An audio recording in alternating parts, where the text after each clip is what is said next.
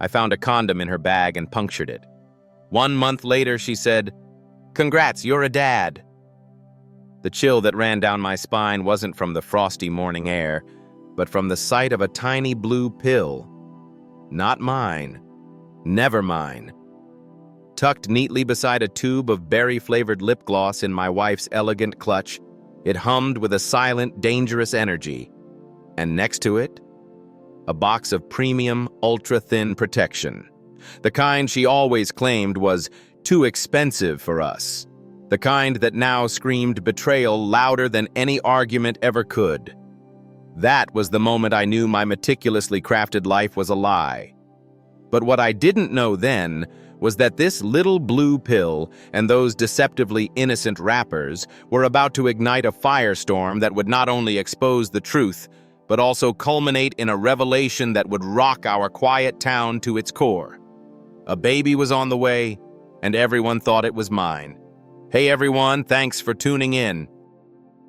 Today, I'm sharing a story that's still hard for me to talk about, a story of love, betrayal, and a kind of revenge that tasted unforgettable. If you've ever felt like the world was pulling the rug out from under you, hit that like button and let me know in the comments below. Your support truly means a lot as I navigate this. My name is Ethan, and I'm 32 years old, a freelance graphic designer living in a cozy little suburb where everyone pretty much knows everyone.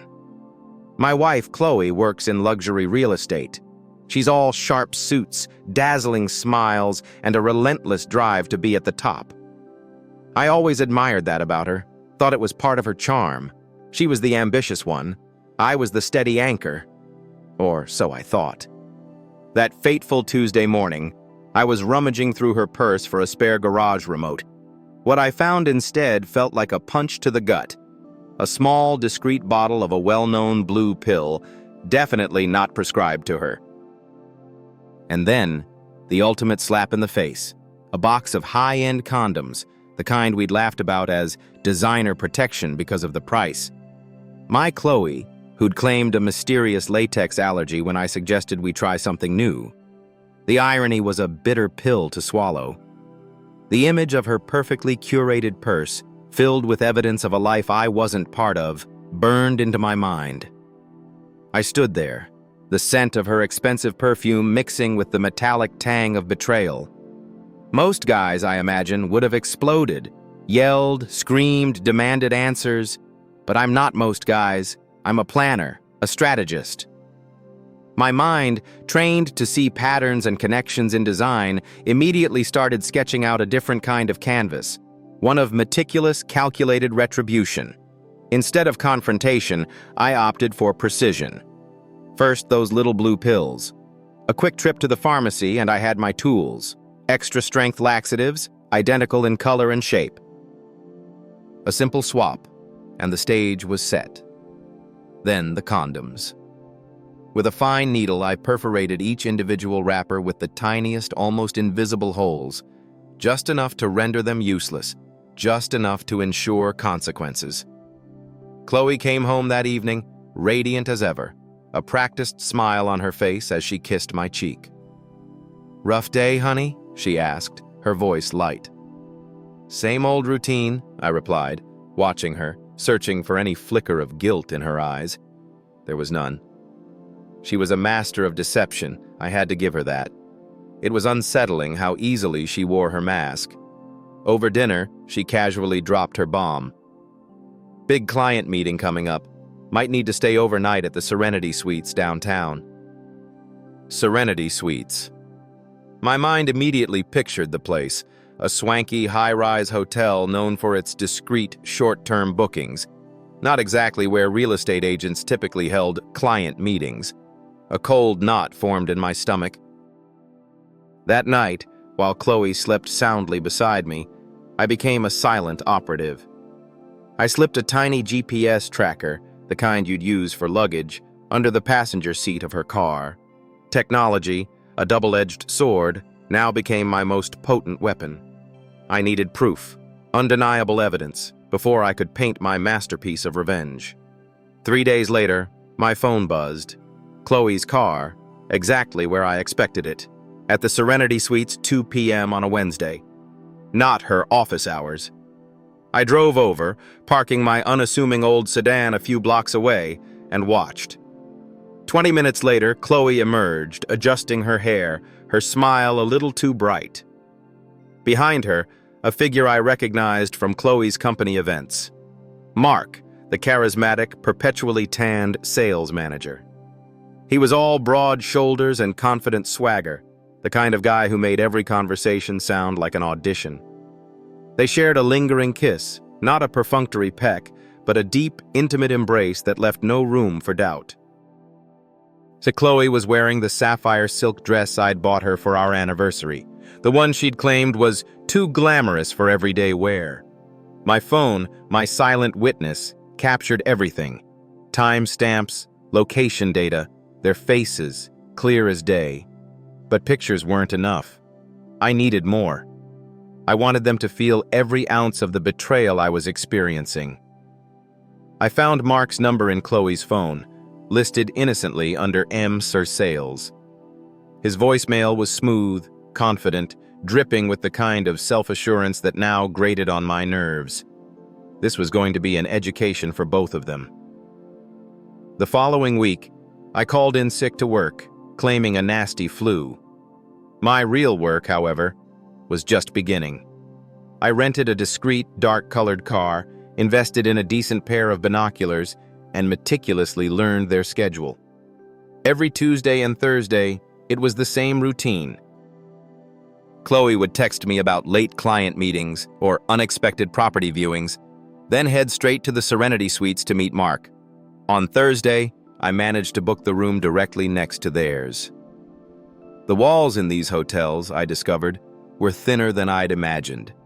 Every word, every laugh, every intimate sound carried through the plaster like a live broadcast. What I heard made my blood run cold, then boil with a searing rage. "Her husband's such a pushover," Mark's voice, smug and arrogant, echoed through the thin wall. "Chloe says he barely touches her anymore. Poor guy has no idea what he's missing." Chloe's laughter, a sound I once loved, now sounded like shattered glass. "Ethan's sweet, but he's just so predictable, you know. He thinks romance is leaving a post-it note on my coffee cup." "What he doesn't know won't hurt him," Mark declared with a scoff. That's where he was wrong. Oh, so very wrong. I spent the next hour listening to them dissect my marriage, my career, even my quiet demeanor, tearing it all apart with casual cruelty. Every word was a fresh wound, but also a new weapon in my arsenal. When they finally left, I made my move. Mark's sleek, black sports car was parked directly under a flickering security light. I carefully loosened all 4 tire valve caps until they were barely holding air. Then, with a perverse sense of satisfaction, squeezed an entire can of fermented fish sauce into his air conditioning vents. The smell, I knew, would be impossible to remove. Chloe came home that evening, clutching her stomach. "I think I'm getting a stomach bug," she moaned, rushing to the bathroom for the 4th time. "Poor baby," I said, handing her a glass of water, my voice dripping with feigned sympathy. "Maybe you should take it easy tomorrow." The irony of the situation was almost palatable. The next morning, my phone rang. It was Leo, an old friend from my college days, now working as a personal trainer at the local gym Mark frequented. "Dude, you won't believe this," Leo chuckled, trying to suppress his laughter. "That Mark guy from Chloe's office had a massive incident during his morning workout. Explosive diarrhea, right in the middle of his deadlift PR. They had to shut down half the gym for deep cleaning. The footage is already legendary." I nearly choked on my coffee, a genuine smile finally touching my lips. Phase 1 was an undeniable success. 2 weeks later, Chloe came home, her face pale and drawn, her hands trembling.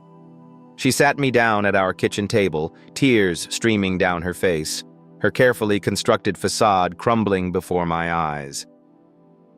"Ethan," she whispered, her voice barely audible. I need to tell you something." My heart pounded in my chest. This was it. The confession. "I'm pregnant." The words hung in the air, a devastating blow. Pregnant? My mind reeled. And she nodded, grabbing my hands, her grip surprisingly strong. "It's yours. It has to be yours. I swear on my mother's grave, it's yours." A chilling calm settled over me. Funny thing about timing, I had been meticulously tracking our intimate moments, or rather, the distinct lack thereof. 0 in the past 2 months. My poker face, however, remained intact. "Are you sure?" I asked, my voice laced with feigned surprise. "Of course I'm sure. We've been trying, remember?" She stammered. Trying? We hadn't been trying anything. We'd barely been talking. "When did this happen?" I pressed, my gaze unwavering. She launched into a convoluted story about miscounting her cycle, about being so busy with work she'd lost track of time, of everything. Every word was a lie, a desperate attempt to cling to a narrative that was rapidly unraveling. We both knew it. The air crackled with unspoken truths. That night, while Chloe tossed and turned fitfully beside me, I meticulously planned my next move. Laxatives and car trouble were mere appetizers. Now it was time for the main course. I started with Mark's career. A quick but thorough dive into his company's employee handbook revealed stringent policies against workplace relationships, especially those involving married colleagues. An anonymous tip to HR, complete with the irrefutable screenshots from Chloe's phone, which I'd quietly accessed using her Face ID while she slept, set the wheels in motion.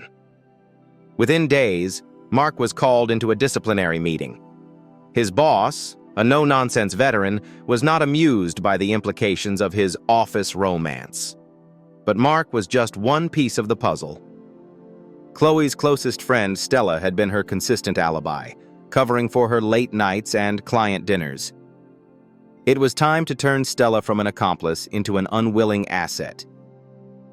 I found Stella at her favorite coffee shop, a small independent place where she worked part-time.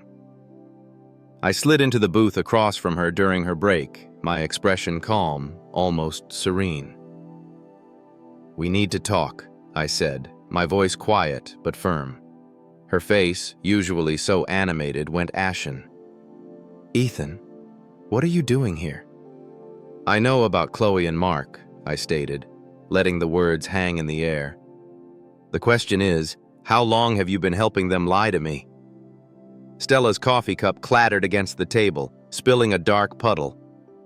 I don't know what you're talking about." I pulled out my phone, displaying the irrefutable photo of Chloe and Mark kissing outside the Serenity Suites. 4 months, Stella. 4 months you've been covering for her while she made a fool out of me, out of our marriage." "Ethan, Here's what's going to happen," I interjected, cutting her off. "You're going to tell me everything. Every lie you helped create, every alibi you provided. Or I send this photo to everyone in Chloe's contact list, including her boss, her clients, and her very conservative parents." Stella broke down, tears streaming down her face. Through choked sobs, she confessed everything. The fabricated girls' nights, the intricate stories about industry conferences, even helping Chloe pick out outfits for her illicit dates. "She said you two were having problems," Stella sobbed, her voice trembling. "She said you didn't love her anymore." "Did she mention she's pregnant?" I asked, watching the color drain from Stella's face. "What?" she gasped, her eyes wide with shock. "Claims it's mine. What do you think?" The truth hit her like a physical blow. Oh God, Ethan, I'm so sorry." I left Stella with a chilling warning. Stop covering for Chloe, or you'll become collateral damage in what's coming next. That weekend, I escalated things further. Mark's upscale apartment complex had strict rules regarding noise complaints and property damage, A series of anonymous calls to the management about excessive noise and a persistent putrid smell quickly got their attention. When they investigated Mark's car, still reeking of the fish sauce despite his desperate attempts to clean it, and found the carefully placed evidence of his affairs I'd left behind, they initiated eviction proceedings. Chloe was unraveling, slowly but surely. The sudden pregnancy, Mark's escalating problems at work, the persistent stomach bug from my carefully chosen laxative replacements, it was all catching up to her. "Something's wrong," she confessed over dinner one night, picking at her food. "Mark's been acting really strange. His car smells horrific, he's having issues at work, and he barely talks to me anymore." "Maybe he's stressed," I suggested, my voice laced with concern. "Workplace relationships can be complicated." She looked up sharply, her eyes narrowing. "What do you mean?" "Nothing specific," I shrugged casually. "Just that mixing business with pleasure rarely ends well. It almost always creates drama, and sometimes leads to unforeseen consequences." That night, Chloe confronted me directly. She stood in our bedroom doorway, mascara streaked down her cheeks, looking smaller and more vulnerable than I had ever seen her. "You did this, didn't you?" she whispered, her voice trembling. "The stomach problems, Mark's car, everything. Why?" I could have continued playing dumb, denied everything, but I didn't. Instead, I offered a slow, deliberate smile. "Was it something I said, darling? Or something you did in room 307 of the Serenity Suites?" Her face crumbled instantly. The carefully constructed wall of lies shattered. "How long have you known?" she choked out, tears now flowing freely. "Long enough," I replied, the coolness in my voice surprising even myself. "Long enough to get creative." She dropped to her knees, sobbing uncontrollably. "I'm sorry. I'm so sorry, Ethan. It didn't mean anything. It was just what, Chloe?" I interrupted, my voice devoid of emotion. "Just fun? Just excitement? Just something to do while your boring husband paid all the bills, while he poured his heart into this home for us?" "Please," she begged, looking up at me, her eyes pleading. "I'll end it. I'll never see him again. We can work through this. Please, Ethan, we can fix this." I laughed, a hollow, bitter sound that echoed in the quiet room. "Work through this, Chloe. You're potentially pregnant with another man's child.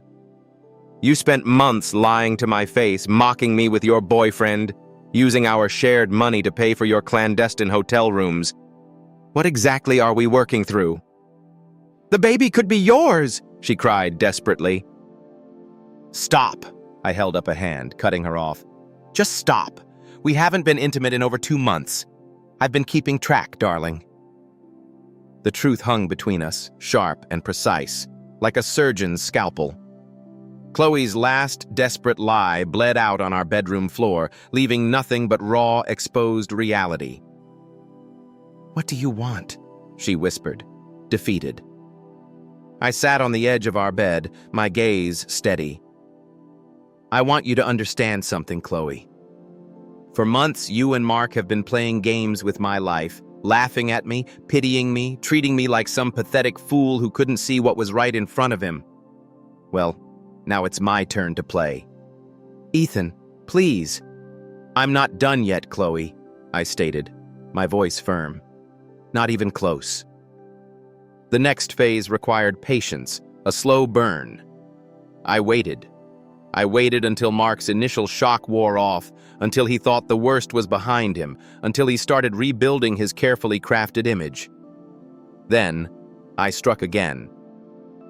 First, I anonymously sent every incriminating screenshot of their flirtatious messages to Mark's former fiancée, a woman named Vanessa, who still held a public grudge against him on social media.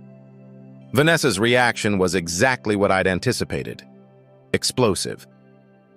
She stormed Mark's workplace, screaming about cheaters and homewreckers, creating a public spectacle that landed Mark another, more serious disciplinary write-up.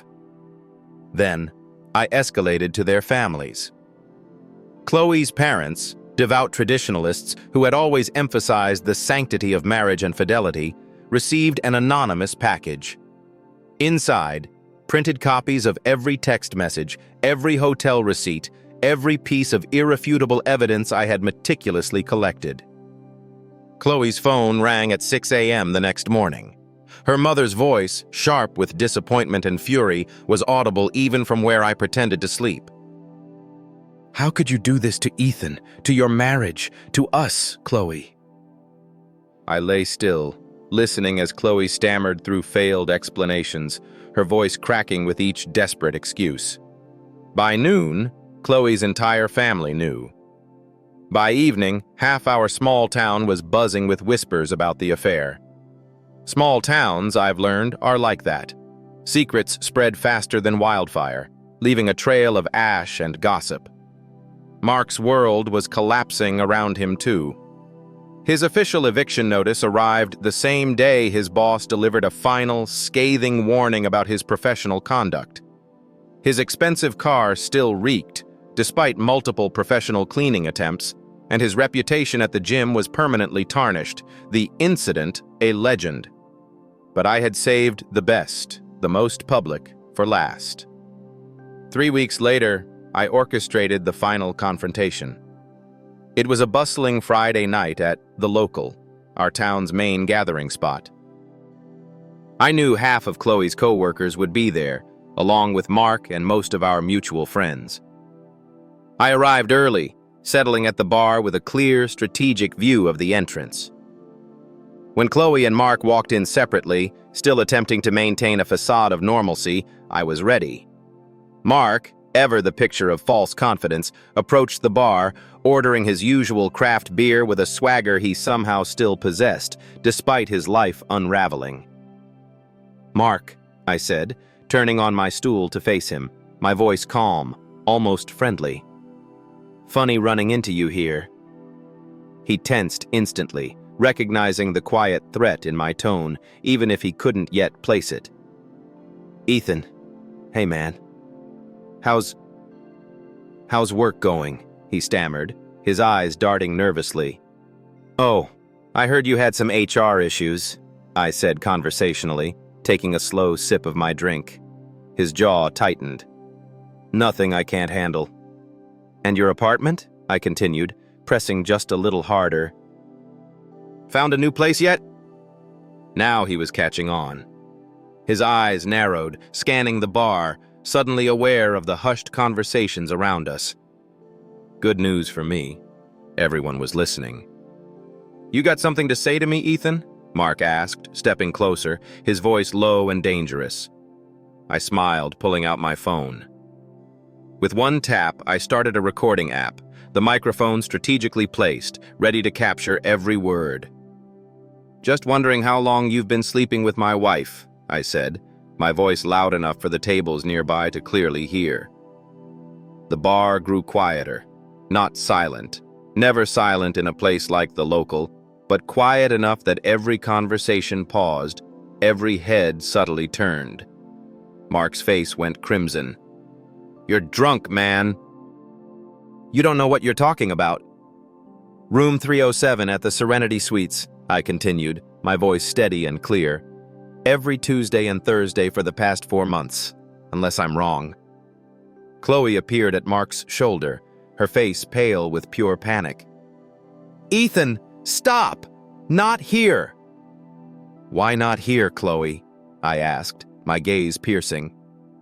"You weren't exactly shy about discussing our marriage in that motel room, were you? Remember what you said about me being safe and predictable?" Mark's hands clenched into fists.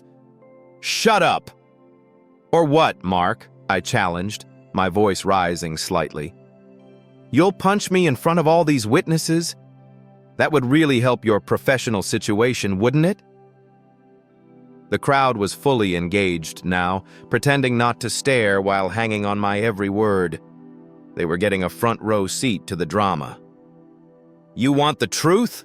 Mark snapped, his temper finally boiling over, fueled by alcohol and public humiliation. "Fine! Yeah, I've been seeing Chloe. She came to me, Ethan.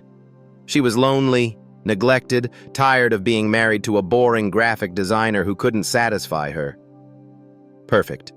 He just confessed to infidelity on a live recording in front of half our town. Interesting, I said, my voice calm amidst the rising tension. And the baby she's carrying. Whose is that, Mark? Chloe gasped, a small, choked sound. Ethan, don't!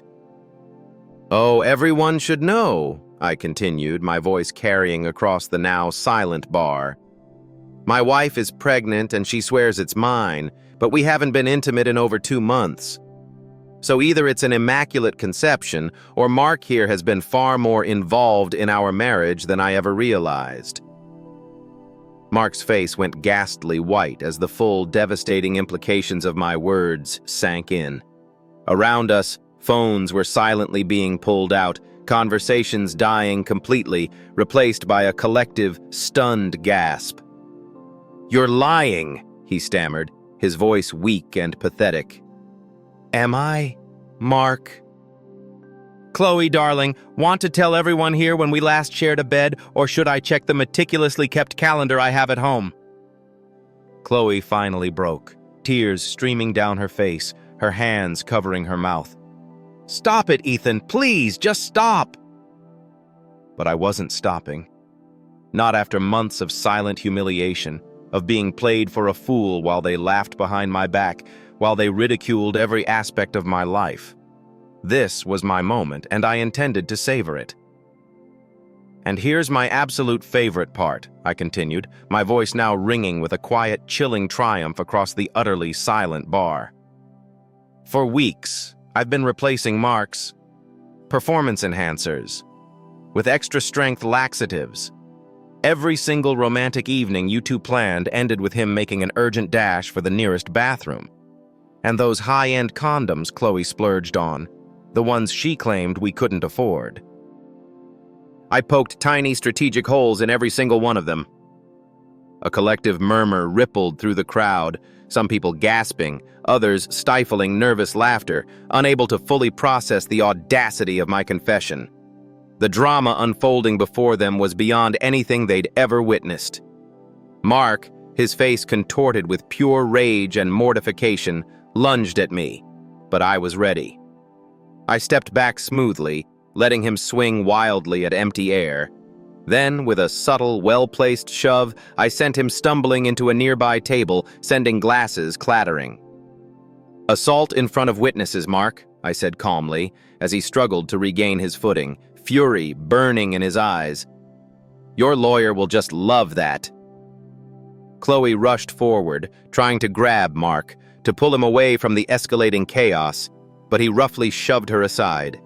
She stumbled, nearly falling, and in that instant, the crowd's wavering sympathy solidified. It shifted irrevocably towards me. "Don't you dare touch her again," I warned, stepping protectively between them, my voice a low, dangerous growl. "You've done enough damage for one night."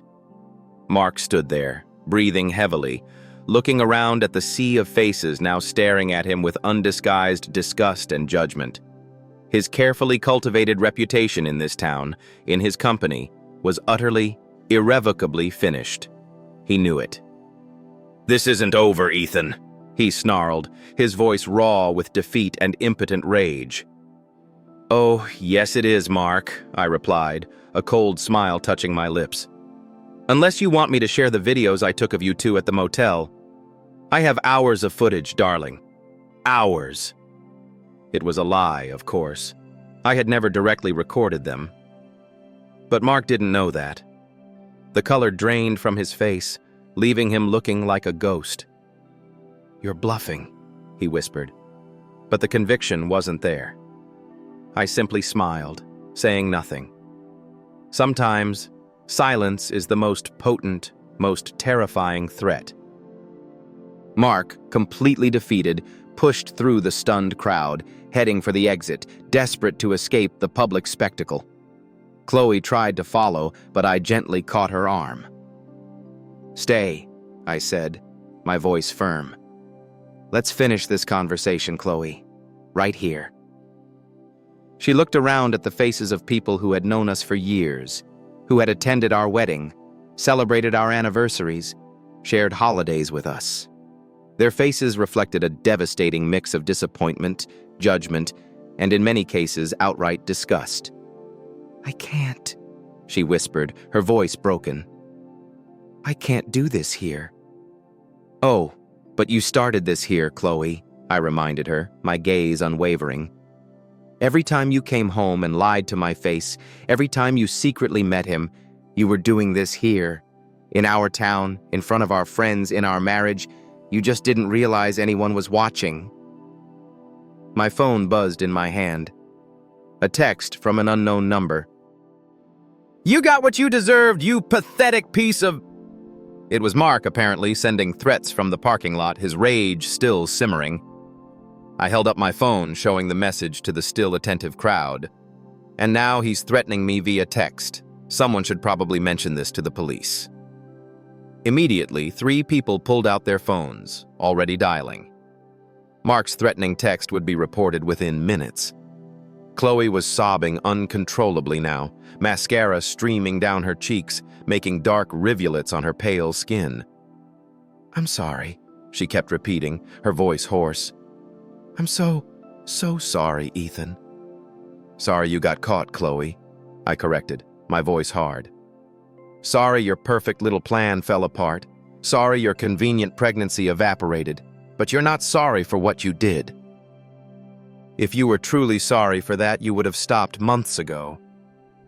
Stella, Chloe's friend, appeared hesitantly at her side, trying to offer some comfort, a tentative hand on her shoulder. I remembered our conversation at the coffee shop, her promise to stop enabling Chloe's lies. "Still covering for her, Stella?" I asked, my gaze sharp. She shook her head, tears in her own eyes. "I tried to get her to tell you, Ethan, I really did." "Not hard enough," I replied simply. The crowd, the main show seemingly over, was starting to disperse, heading back to their drinks, their conversations.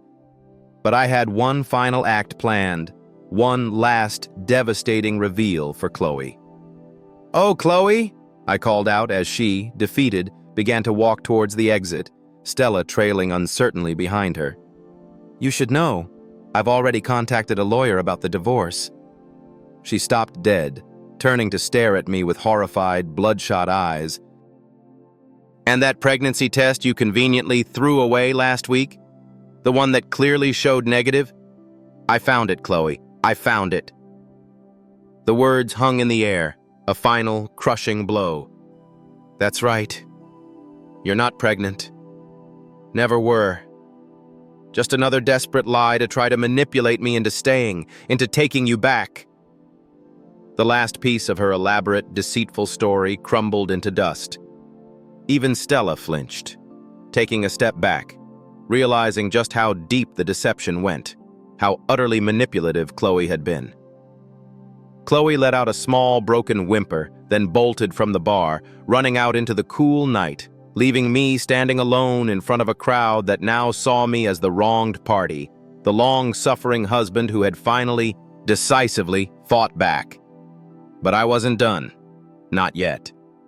2 days later, Mark's sleek sports car was discovered abandoned in the parking lot of a remote truck stop, 50 miles out of town. Word quickly spread that he had apparently left town without a trace, abandoning his apartment lease, his job, and his entire life here. Rumors circulated that he'd been spotted boarding a Greyhound bus headed south, disappearing into the anonymity of a new state. Chloe, desperate, tried coming home. She tried to explain herself, to beg for forgiveness, her voice raw with desperation. I listened to her pleas from the other side of our locked front door, but I never opened it. "Ethan, please," she sobbed, her voice muffled through the solid wood. "I have nowhere to go. My parents won't talk to me. My friends won't answer my calls.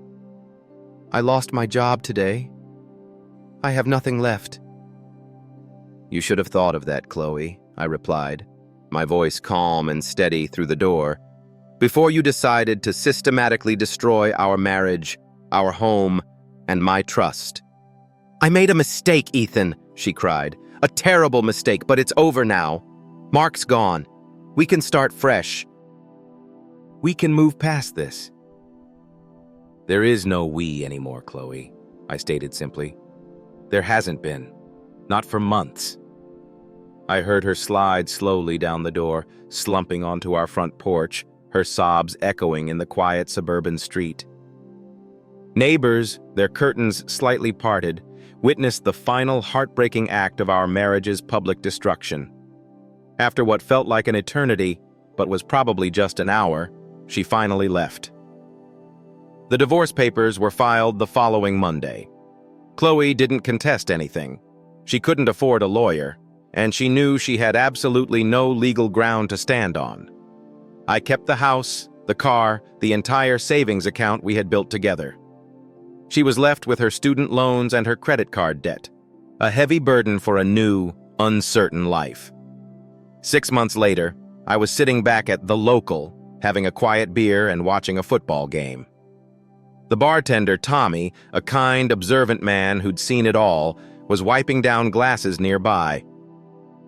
"Ever hear what happened to Mark?" he asked casually, his voice low. "Nope," I replied, taking a sip of my beer. "Don't really care." "Word is," Tommy continued, leaning in slightly, "he's washing dishes at some greasy spoon in Florida, living in a weekly motel, barely getting by, completely burnt out."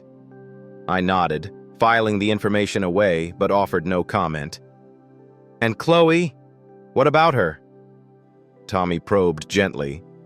"Heard she's working at a call center in Portland, living with 3 roommates in a studio apartment. Pretty rough." I simply shrugged. "People make choices, Tommy. Then they live with the consequences." Tommy nodded slowly, understanding the unspoken subtext.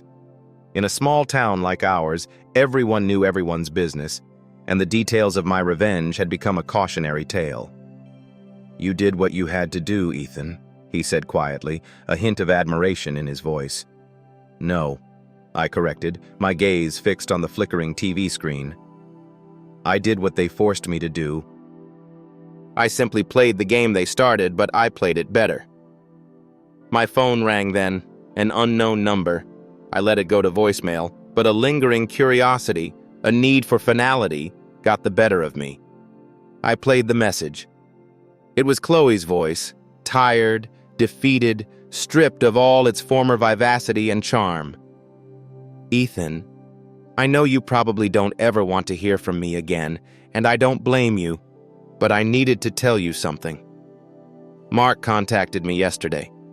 He wants to get back together, says he's changed, says we can start over in Florida. But I told him no. I told him I finally, truly understand what I lost when I lost you. I know you'll never forgive me, and I don't deserve forgiveness.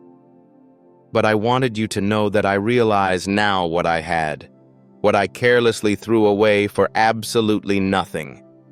I hope you find someone who appreciates you the way I should have. I hope you find true happiness." I deleted the message without finishing it. Some guys send flowers when they want revenge. Some hire expensive lawyers or private investigators. Some key cars or slash tires. Me? I preferred a more personal touch, a little creativity, a lot of patience, and the profound understanding that the best revenge isn't just getting even. It's making sure they understand exactly what they lost, and exactly why they'll never, ever get it back. I finished my beer, paid my tab, and walked out into the cool May evening. Behind me, The Local buzzed with the familiar hum of conversation and laughter. Life, as it always does, went on. Tomorrow, I'd probably get another call from Chloe, or maybe Mark would try to contact me from his new, miserable life. There might be more drama, more attempts to drag me back into their toxic chaos. But tonight, I was free. Free of their lies, their manipulation, their childish, destructive games. Free to build a life that didn't revolve around cleaning up someone else's mess. I got in my car and drove home to my quiet house, where nobody was lying to me, where nobody was mocking me behind my back, where I could finally sleep peacefully. Some people might call what I did cruel. They might say I went too far, that I ruthlessly destroyed 2 lives over an affair, but they didn't live through months of soul-crushing deception. They didn't hear their spouse laughing about their inadequacies with their lover, ridiculing their very being. They didn't find Viagra and designer condoms in their wife's purse while being told there was no money for date nights. I gave Chloe and Mark exactly what they gave me, a masterclass in profound, undeniable consequences. And honestly, I slept better than I had in years. The peace, the quiet satisfaction was truly invaluable.